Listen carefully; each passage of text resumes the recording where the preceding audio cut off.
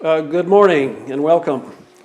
I'm Steve Dye. I'm the current president of the Manatee County Bar Association, and I want to welcome Dave Deitrich, Bob Scott, taking part in our historical project where we're interviewing attorneys from the Bar Association that we consider are vintage lawyers, like an old Mercedes. You know, it's still desirable, but high maintenance. With that, I want to welcome you guys. I've got a few questions, but just want to have a conversation with you, and we'll have some fun. Well, let me tell you what was here when I came. All right, that's a good Jack start. Danson is the only more vintage than I am, I think. When I came, What year was that, Bob? February of 1960, Okay. this floor was the Manatee River Bank. Upstairs was Dye and a PI investigator. But the courthouse, they've put several additions on it now, but in 1960, nothing in the courthouse was air conditioned. The windows were open and it was hot. That's interesting. There was no public elevator. You still wore suits, though. Oh yes, oh yes. Public elevator, there wasn't one. There was an elevator in the sheriff's office, which went up to the jail, which was on the 3rd floor. And if they had somebody who just couldn't go up the steps to the 2nd floor, they would take them up in that elevator. I think, best I can recall, every county officer and constitutional officer was in the courthouse.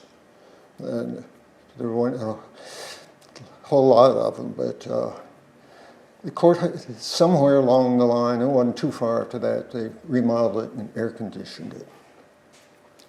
None of the law offices were air conditioned. A couple of them might have window air conditioners.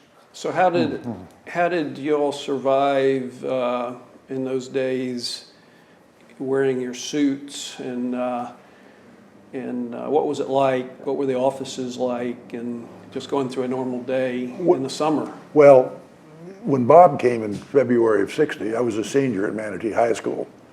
So I didn't have to deal with the courthouse and the heat and the suits for a number of years. But the high school was probably not air conditioned. The high school was definitely not air conditioned. And I can tell you it was wonderful to go to phys ed, take a shower with 30 other people with steam, and then go back to the unair conditioned classroom. But by the time I got here, the courthouse was air conditioned, and our offices, which was your grandfather and father's office, was air conditioned. So Bob, getting back to you, when did you move to Bradenton and start your practice? I moved to Bradenton on February 1st, 1960, and went to work for your dad and granddad, but I had not taken the bar exam. Was that in this building? When I came to work, it was in this building. My best recollection is that June that year, the new Manatee Bank building opened and we moved down there. But That's interesting. and then they added 2 stories to that, and we went up to the top, and then eventually left and went to the old Cox Chevrolet building. When you joined the Dye and Dye firm, was there any other lawyers? Yes. There was George Hitchcock, who had been a county judge. I don't think that there were any others at that moment. Some came, some were colorful and some were not. And Dave, why don't you tell us about how you decided to become a lawyer and move back to Bradenton and join the Dye firm? Well, you know, a lot of people grow up knowing exactly what they want to do. I had absolutely no idea other than I liked music but had no talent. So but I was good with You're a science. good audience member. Yeah, I'm a good audience member, and I'm good with science and math. So I went off to the University of Florida and was going to become an acoustical engineer. I thought I could make my contribution. Well, I discovered you could be, pretty high in your class in science in high school. It doesn't mean you're that high when you get to the university level. So I abandoned that, moved into physics, and at some point just decided that physics wasn't my future, and I didn't know what it was. And law kept presenting itself to me as an alternative. And I finally decided that I would take the LSAT, the exam, and if I did well enough to get a scholarship, I'd go to law school. And my plan was to work, spend a year at Florida, and then transfer to Georgetown, get a job in the patent office, and become a patent lawyer, marrying my science background. But I really enjoyed law school and just forgot about patent law and stayed at Florida. And I guess my junior year, I'd run into Bob Knowles at a party and met him, and he indicated he'd be interested in having become clerk for his firm. And he kept reassuring me, yes. Which is the Blaylock firm. Which is now, Blaylock, Walters. And, I kept writing Bob and saying, Bob, I got to know because it's soon I have to commit to either go back to school or take the summer off. And he kept assuring me it wouldn't be a problem. So I took the summer off, and it was a problem because they had just hired Floyd Price and they didn't need a clerk. And at that time, firms, certainly in this town, didn't have clerks much. And so I didn't have a job. So I had a friend who got me a job in the quality control lab at Tropicana. And I was making $85 a week. That was pretty good money. Should have stuck with that, probably. Well, it was air conditioned too, Bob. About the third day I was there, my friend was talking to Senator Price and told him about me. And he was talking to your dad and grandfather and told him about me, and they agreed to interview me, which they hadn't agreed to before. So I went down and met them. And Dewey's Senior represented Tropicana. And I went down and called Bessie Blunt for an appointment and put on my suit and met with your dad and grandfather for a little bit. And finally, one of them said, he says, well, you think we can use him? And the other one said, yeah, I guess so. They said, you want to start in the morning for $1 an hour. So that's how I came to come in contact with the dye firm. You took a cut in pay. I took over a 50% cut in pay, but got to do what I wanted to do. And by the time the summer was over, they indicated they would like me to come back. But they weren't really ready for me when I got out, so I spent a couple of years almost clerking for the 4th District Court of Appeal, then came back on January 2 of '69. That's interesting. Bob, can you recall interviewing with the Dewey dyes? Yes, I interviewed mostly with Dewey Jr. because, as I recall, with Dewey Sr., it was time for his dinner at noon, and he left. But and we had a long interview, and got confused. I think they offered me a job, but I wanted to go a few more places, and I went a few more and decided I'd rather move to Braden than to these other places. So that's why I came. Where were you living at that time? Gainesville. Still in Gainesville? So you're both Gators. Yeah. Those Gators, Yeah. hurting Gators right now. You met that criteria for the law firm, yeah. right? All right. Well, that sort of leads into an interesting question I've always had as a kid growing up. Well, my grandfather died when I was fairly young, so I didn't know him that well. But when I came, back to Bradenton and joined the firm, people would refer to my grandfather as Colonel Dye. And I'd never heard that before. In the family, we never referred to him that way. Do y'all have any clue of why the attorneys referred to Dewey Sr. as Colonel Dye? It was a Southern tradition. that was beginning to die out by then, but back maybe 1900 to the 1920s, almost all attorneys were referred to as colonel. And one time when an old lady referred to me as colonel, I went and asked your granddad what that meant. Is that right? He told me. Well, that's interesting, Bob, because I always kind of wondered what the real story was, but I'd always heard him referred to as Colonel Dye. And as Steve and Bob both remember, when we ever had our firm Christmas party, we always ended it with a bourbon salute to Colonel Dye. That's right. To his picture in the lobby. That's a great tradition. And you said it's helping with your throat. It's helping with my throat, yes. You may want to just do it every day. The Colonel's helping me after all these years still. You're ready. Can y'all share, just for the benefit of the rest of us, just any recollections you have of interacting with Colonel Dye? Well, I think I told you this the other day when I was clerking in '66.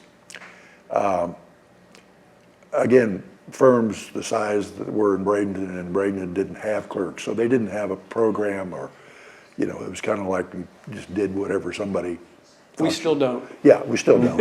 And so I was doing miscellaneous things for the different lawyers, and Colonel Dye called me in one day and gave me a little research problem for the bank, having to do with a lien on buyers' papaya juice. Manatee Bank, right? Manatee National Bank, Yeah. yes.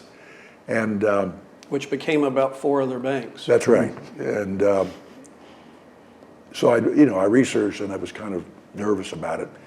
And I finally concluded my research, but I didn't know what to do. I didn't know whether to write a memo or how to do it. So I talked to Lamar Matthews, who was the youngest associate at that time, closest in age to me. And I'll never forget, he said, just take your notes and go talk to him. He's a nice man. So I took my notes and went into his office, and he was, as he often did, he was wearing his hat and smoking his cigar.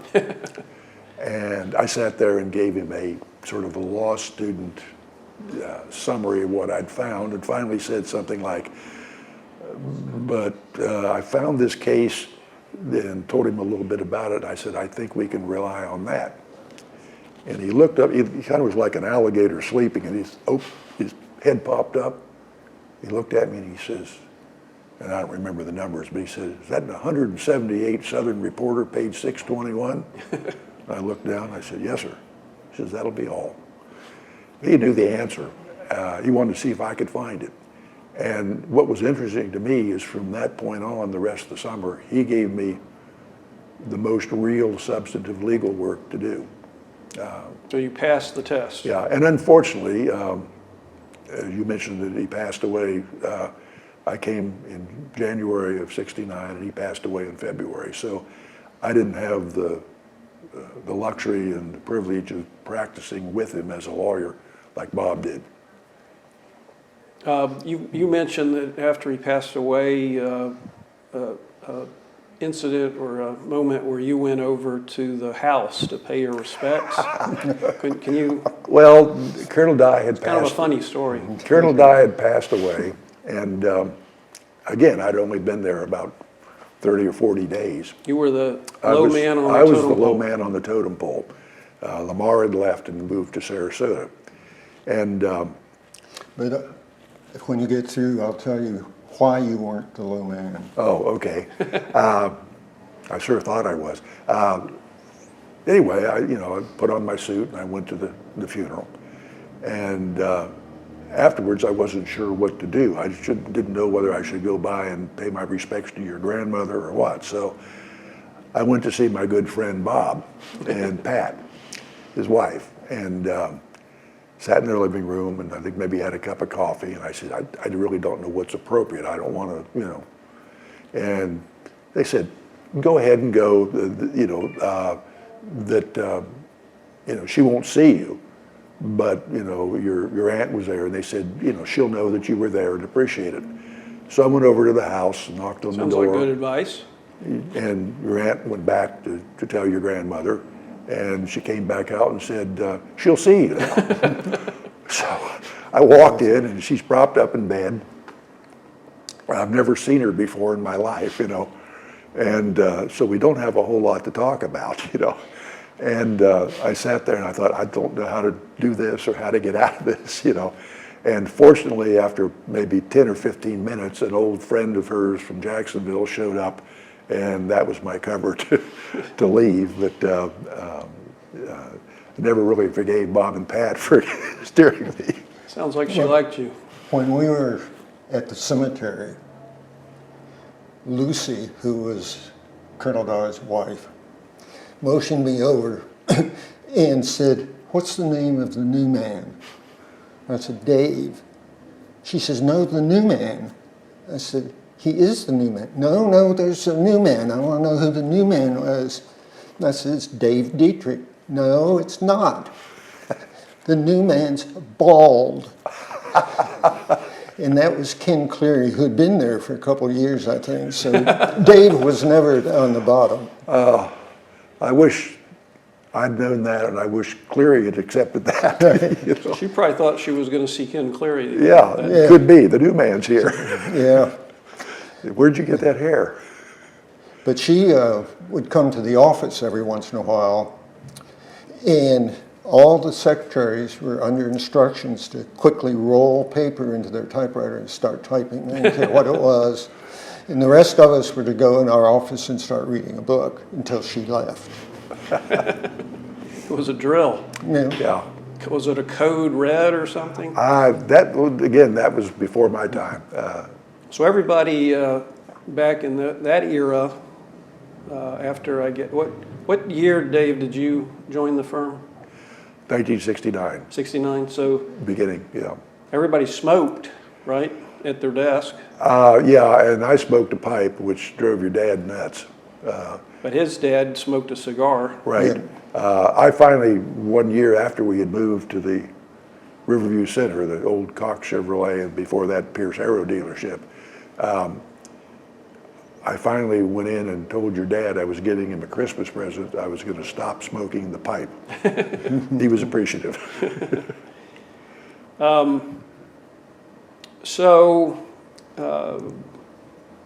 What about other notable lawyers in the firm over the years? There's been a lot of characters. My dad, Ken Cleary, we mentioned, Gilbert Smith Sr. Yes. And you mentioned Lamar Matthews, who was there for a short period of time, but there's been others, Pickett, Kavanaugh. Is there any recollection of some of these? Oh yeah, I think you remember a lot of them. I mean, the joke used to be that we would have to rent an auditorium to get all the alumni of the Dye firm together. I mean, Jim Nixon was there. Bill Garland. That was before my time. Yeah, Okay. Jim was there. Jim Adams. That was before my time also. We had Chris Bentley. George Harrison. That was, Robert Hensley, who was the judge, had been there. Yeah. Dick Hampton, who was the judge, had been there. yeah, and after that there were a lot of younger people that came and went over the years. Including Steve Dye. So, Including Steve and his brother. and I was young Dye. Yes, well, I still call you that, although I'm not sure you qualify. I'm still the youngest person in the firm. It's sad, but true. So what was it like a day in the life back then as a lawyer in Bradenton? The pace of work, the interaction with clients, the secretaries.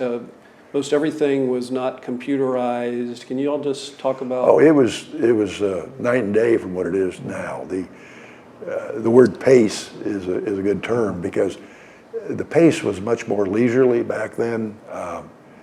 2 coffee breaks Yeah, a day I at the mean, drugstore. and this was not just true of our firm, but most All of the of firms downtown. So is what drugstore would you? You would take was about a 10, Bradenton. 10:30 coffee break and walk right by the coffee pot in your own office. And you divvied up. Some went to Brandon Gainey, some went to Sharp's Drugstore, and some went to Woolworth's. But pretty much everybody, the lawyers? Yeah, Yeah. most of the lawyers you would see. And it was kind of fun. You'd sit at your table with the people from your firm, but, right across from you would be another firm, And the pace was just slower. I mean, technology, is a two-edged sword.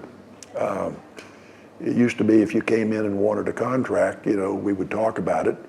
It'd take a couple of days to draft the contract and get it typed right and edited, and then you'd put it in the mail. And the client would read it and call or come in and talk about it. And then you would revise it and ultimately get to the end, at least at that point. Now I can recall one instance where a good client came in one afternoon. We had the contract, and we were negotiating with Mike Fearon from Sarasota some of the details. And we finally hammered it out about 6 or 6:15 at night. And as he was leaving, my client turned and said, "Can I pick that up in the morning?" And it's the expectation with computers. And while they're wonderful and you can, make changes quickly, I think, I know what Bob found, is that you lose the time to reflect.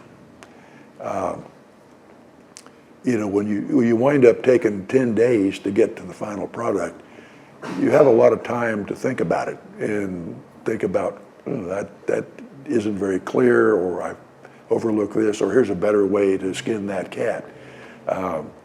When the rush is to get it out and email it in PDF, this afternoon, you lose some of that. Right. So it's a mixed bag. Well, way back, it was difficult because there were very few electric typewriters. They're all manual typewriters. And you had, on a legal document, you'd have your page that you were going to send to the courthouse or something, and then you had carbon paper, assuming you know what that is. Yep. And then behind that you had onion skin to make, you could make about 5 copies. That was the most. If you needed more than 5, you had to type it twice.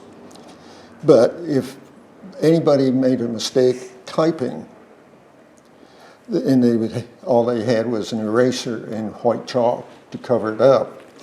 But they also had to take a piece of paper and put it behind on the carbon paper so the carbon paper wouldn't run into the new one.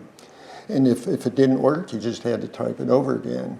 And sometimes when you typed it over, it didn't work because they were silk ribbons, I believe, and they would get dimmer and dimmer. And if you were like doing a will and you wanted to change a page in it, really much had to do it over again because the page would look different.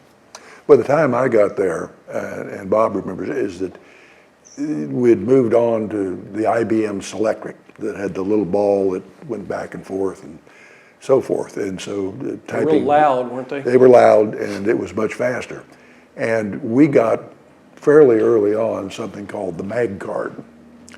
And what it did, it worked, it was kind of like an early rudimentary computer recorder, is that it used a card about this big that was magnetic, and it would encode each keystroke from the Selectric typewriter. And if you made a mistake, all you really had to do was back it up and change it on the typewriter, and it would change the recording of it. And then when you were done, you had this terrible looking original that had all the mistakes in it, but the magnetic card was perfect. So they would insert the magnetic card and turn it on, and like a player piano, it would then print the document. And we thought we had all died and gone to heaven. I remember y'all talking about it, but it had already been replaced, I think, when I came in. Yeah. We were We got moving something. towards We got something called the Wang. the Wang. Dr. Wang, and it was it was an early computer just of gotten that. sorts. Yeah. It's really a word processor. It was just a word processor. I mean, it was kind of like Microsoft Word or Word Perfect, and that's all it did. I mean, it didn't do email, it didn't do the internet. There was no internet. But you know, it's just like the Xerox machine. I'm not sure when it really showed up. But, right before we went to Washington. Yeah. And it was huge. It was about this big. Oh yeah. And it was night, and everything had been typed, I believe, and we were so happy we had this machine you could copy with. We were copying copies. All of a sudden it quit working. And there was a platinum wire in it somewhere that had melted, so we couldn't make any more copies. And as I recall, we went someplace else and made the rest of the copies. Yeah, that was the night that we didn't get home until like 12:15. And then got And Bob had the 7 o'clock flight out of Tampa to Washington to file with the Supreme Court, and I had We're the gonna 9 get- o'clock. Save that. We're going to get into that. Well, I will tell you one thing, a Dewey Jr. story. Good. When they were getting ready to move from this building to the new building, they were talking about where things were going to go and everything. And he was by this, I think there were 2 electric typewriters in the office. He was by this electric typewriter, and he said to somebody, "This is going on so-and-so's desk." The other secretary says, "No, that's my typewriter. Stays with me." He says, "No, it's going on this desk." She looked at him straight in the eye and said, "I quit," and walked out. Don't mess with her typewriter. Well, that sounds like it could happen today. What about practicing with Gilbert Smith? Judge Gilbert Smith. It was a joy. Gilbert. How long was he with the firm? A couple of years, 2 or 3 maybe. Yeah, 2 or 3. I'd been there a couple of years before he got appointed. But you know, he has that infectious laugh, Right. and it was just fun to be around. You know, it was interesting to me because obviously coming into a firm with different personalities and so forth.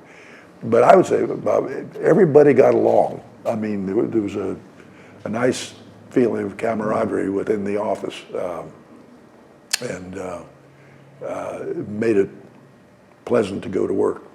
You had good Christmas parties. Yeah, Back in that Bob and I used to do the Christmas program, and we would go places like the Pewter Mug, which existed back then, was a big deal, and we would do all these little programs with skits and things and awards, and the attorneys and staff would always have a good time. A time finally came when that sort of ended, and we started having dinners and what have you. But those were fun parties, and it's amazing that we had the time to work to put together the programs. You know. Well, we wrote a song one time, I remember. Yeah. Harmon the Red-Nosed Banker. Yeah. Well, certainly Bob and Dave, as you joined in '69, the profession was undergoing a lot of changes that now has morphed into what a lot of attorneys having dissatisfaction with their lifestyle, lots pressure, deadline pressure, expectations of exceeding expectations of clients, and you both practiced a long time. So a lot of these changes happened during your careers. And I can tell you they're continuing to happen with the technology taking over the profession. I mean, what's your thoughts compared to those days of old, the camaraderie, coffee breaks twice a day, probably lunches, you know, and Christmas parties that everybody looked forward to and didn't dread. What's your just thoughts on how the legal practice has changed and is continuing to change, as far as how what would you say to a young person who's trying to decide what they want to be? Well, and Bob will have his own view, is that you know, it's really changed. Just the numbers. When I came here, I think I was the 45th member of the bar. That's interesting. And in '69, Bob, do you remember what you? It was 36 or 37. Okay. right? That's amazing. And at the time I came here, the population was a little under 100,000. Today, the population is just over 400,000, and my wife, a recent past president of the bar, tells me that there are almost 700 licensed lawyers in Manatee County. Now, a large number of them don't practice. They're retired, they come from other jurisdictions. Some of them are licensed lawyers, but they're into development, real estate, business, other things, because I think the bar has, what, about 350 members. But you can see that the ratio of lawyers to people has gone up much faster than the population. So there are a lot more lawyers competing for business. I also think one of the things that's changed is that, and lawyers have to some extent contributed to this. The other is just extensive regulation by the government and at all levels. But you know, we used to do a mortgage, Bob, and we'd go over to Keaton's and buy something called a Tut Blanks mortgage form. And you'd fill it in, and occasionally you'd put a little addendum on it or something. And now, if you're not going to malpractice, your mortgage is probably got to run 20 pages at a minimum. You represent somebody borrowing from a bank, and they want a borrower's opinion. And I had one attorney in Tampa ask one time that I sign an opinion that these buildings have been built 100% in compliance with all applicable building codes. Well, there's never been a building built with 100% compliance. And I said, how am I supposed to do that? And she said, well, you can rely on the certificate of the architect. I said, this is Bradenton, there is no architect of record. I said, you know, somebody drew up the plans, it's a stick building, you know, but you spend a lot of money negotiating these things. Your client spends a lot of money, and frankly, I don't see that it adds much value. And so I think that's one of the frustrations, is that all of the regulation and the new requirements that, you know, lawyers ask you to give opinion letters that they wouldn't sign, which I find unethical, but they do it. And, you know, it's made the practice, it's contributed to that sense of urgency and deadlines, and, you know, you're constantly worried. Other thing that's happened, I think, is specialization. When we started, Bob, I mean, everybody was pretty much a generalist. They did a little bit of everything. Now, over time, you would drift into where you did more of this and less of that.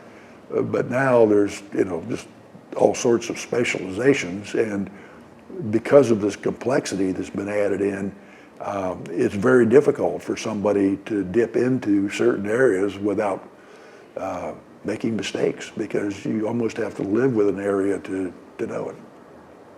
So how would you advise a young person who's trying to decide what they want to be when they grow up? Don't be a lawyer. That would be my advice. That would be my advice. Go back into the time machine and yeah, do something else. back before the DeSoto Mall was built, and Bradenton was Yeah. a quaint little community, right? There's a nice orange orchard there. Yeah. It's made to return to that. Well, just down the street here was a Morrison's. You know, we could go Yeah. for lunch. Well, yeah, reflect on Bradenton back before. Well, the mall was probably the biggest thing that hurt downtown Bradenton. But so before that, and Bob, you lived in Point Pleasant. What was your memories of just downtown Bradenton back in the day? One of the things I remember was on the weekends, there was a Bradenton city policeman who would walk Manti Avenue, talk to everybody, and keep everything under control. And that was surprising. One of the other things about downtown Bradenton, there weren't as many traffic lights as there are now, but at 11 o'clock at night, they turned the traffic lights into flashers, and they were no longer traffic lights. But, and the streets were two-way. There wasn't Right. two one-way streets. I think the stormwater system wasn't quite as good, because if you went home about 5 o'clock, you generally had to walk through water to get there. Most of the stores, as I recall, weren't air conditioned. They're just open, and you walked in and out. Morrison's was a big deal. Yeah, Morrison's yeah. was downtown, and one of the things I recall that I'd never seen anyplace else is that all the traffic lights, there were crosswalks, as there typically are on the sides, and then there were diagonal crosswalks across it, like a tic-tac-toe thing. And when the lights would turn red, they'd turn red on all four sides, and then you could cross whatever direction you were going. And to Bob's point about the drainage system, back then, we're not here to discuss climate change, but it seemed like it rained every day in the afternoon, and it was not an uncommon sight to look out here at the corner and see some lady from an office walking across the street at the red light, holding her shoes in her hands, because of the water. And of course, the downtown was, it was the commercial hub. Montgomery Roberts, right? Yeah, you had Montgomery Roberts, you had Butler's Bootery, you had Bell's was Bell's, downtown. Montgomery, yeah. And I think it was Friday nights. Was it Friday nights they stayed open late? Yes. Yeah, Friday nights. That was when the policeman was here. Yeah, you could come downtown and the stores were open to 8 or 9 o'clock, and streets were busy, people were around. And I think the two things that damaged downtown as a retail destination were, as Bob alluded to, the pairing of Sixth and Manatee and making them basically just automobile movers. Yeah. And then the mall. Yeah. Well, and Cortez Plaza had some effect when it came in earlier. I don't remember just when that was built. It was built, I think I think it was in the early 70s. the mall, yeah. Yeah. But Oh, not Cortez Plaza was there first. yeah, That's it was right. there in the 60s.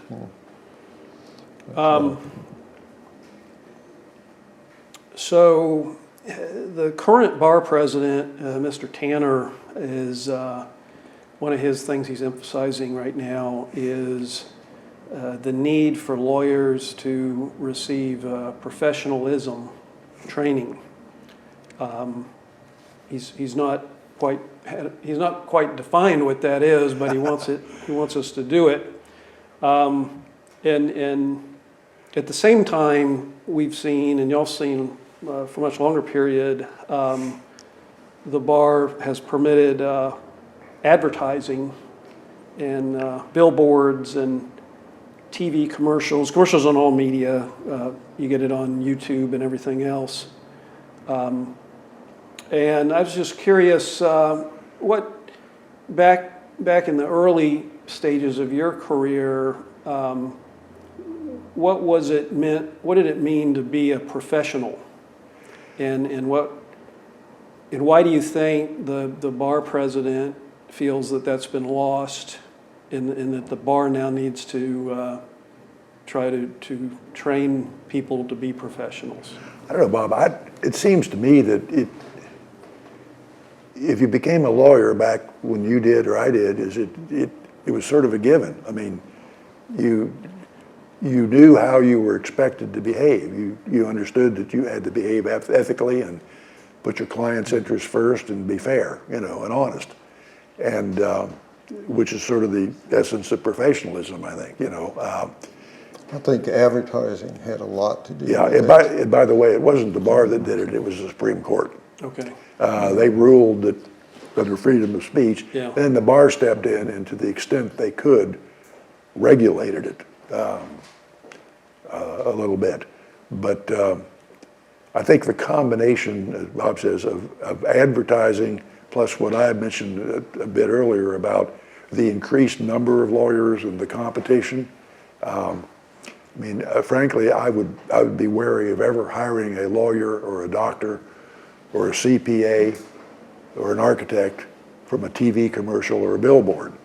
You know, back then you sort of depended on word of mouth, and you depended on establishing your own presence in the community, which you did through community service. I mean, you joined civic clubs, you volunteered for the United Way or whatever it might be, and you met people and they got to evaluate you a little bit, and the hope was that, you know, someone was looking for a lawyer, they'd say, well, I know Steve Dye from Kiwanis, why don't you go talk to him? I can remember an associate that we had before I retired that we suggested to him. He lived out in the Lakewood branch area, and we suggested to him he should get active in his homeowners association and maybe a civic club. And his response was, well, if I have to get my own clients, why would I work for you? So I think maybe the Bar Association president is on to something. But That's good. you know, with these billboards, you know, injured, you know, Right. call 1-800, I'll get you money. Yeah, they're almost every billboard now. Yeah. And you know, it used to be, I don't know, I thought there was a regulation, you couldn't advertise results and make like you were trying, but I know when we drive back and forth to North Carolina all the time, at least in Georgia, they have all these billboards with somebody's picture on it and says, you know, Russ got me $1.3 million. You know, it's They're calling from their car right then, right? yeah. You know, what do I have to pretend to get $1.3 million? All right, well, what the final thing I want to get in is the school board desegregation case. Oh, yes. That's a great story to tell. You guys were right in the middle of it. So can you fill Well, us in on those? this happened in '69 and '70, my first year. Ken Cleary was the school board attorney, and the school board was in the midst of a desegregation lawsuit filed by a local student and represented by the NAACP Legal Defense Fund. And we had a hearing coming up, and Bob and I were helping Ken some in the background and doing some things. And unfortunately, Ken had a huge heart attack in early December of '69. So the school board was being sued to desegregate? Yeah, and what was happening then was that there was a center at the University of Miami that the district courts would farm out, coming up with a desegregation plan, which was simply a matter of moving students around. And there were 3 plans, A, B, and C, and they recommended C. And Bob and I read the report and we said, we don't know what happened, but the whole report sounds like B. And that's what Judge Krentzman ordered, was B, which was a fairly large busing. And Bob was talking about the midnight Xerox machine meltdown. We filed for a stay with the Supreme Court. We accepted. This was the U.S. Supreme Court? Yes. We accepted the ruling. We weren't fighting the ruling. What we were fighting was they were going to do this in April of the school year. They were going to pick up half the students in Manatee County and put them in different classes with different students and different teachers. And we looked at each other and said, how does that help anybody? You know, that's going to hurt everybody's learning experience for the year. And that was the basis of our lawsuit or our claim. We filed first with the Fifth Circuit, and they denied it. And then we filed for an emergency action with the Supreme Court. And Bob and I wound up going to Washington. He filed the motion. I went to New York and served it on the Legal Defense Fund. And then we stayed in Washington for about 5 days waiting for them to rule, and they finally denied it. And then the then governor, Claude Kirk, suspended the school board and closed the schools and took control, and it was a huge flap for a week, and then he came down. Yeah, after a week, he came down and had a big meeting and declared victory and opened the schools up and reinstated the school board and went back to Tallahassee. Before that, he sent the lieutenant governor Right. a number of times to address the school board to tell them what they had to do and what they couldn't do. One time, I don't know, it wasn't in the middle of the night, but one time at night, I flew to Tallahassee, and I don't know whether Dave did or not, No. to meet Governor Kirk, who at that time, I don't know what happened to him, but he was in a hospital bed in the living room at the governor's mansion. That's what I remember mostly, and how the plane I thought was going to fall apart. But whatever he told us, we would say no, or just not say anything until he came down and just closed everything up. Well, what was interesting, we were concerned because that he was essentially in defiance of a U.S. District Court order. And the then school board building down in Manatee was surrounded with fish and game cars and highway patrolmen, and we were concerned that the U.S. Marshals were going to rush the place and we were going to have a war in the middle of the night. It didn't happen, fortunately. And let me say one thing just for people who wonder, is that this wasn't like a lot of the desegregation cases in the Deep South, where you had an entrenched school board that was racist and segregationist. Is that when I was in New York serving the motion, I sat for an hour and a half in the conference room with the two lead lawyers for the defense fund, and we had a good old time, and they told us how, they said, you have no idea what we deal with. She said, we don't mind dealing with you guys because you file real legal stuff, you know. So what was the governor's position in the whole thing?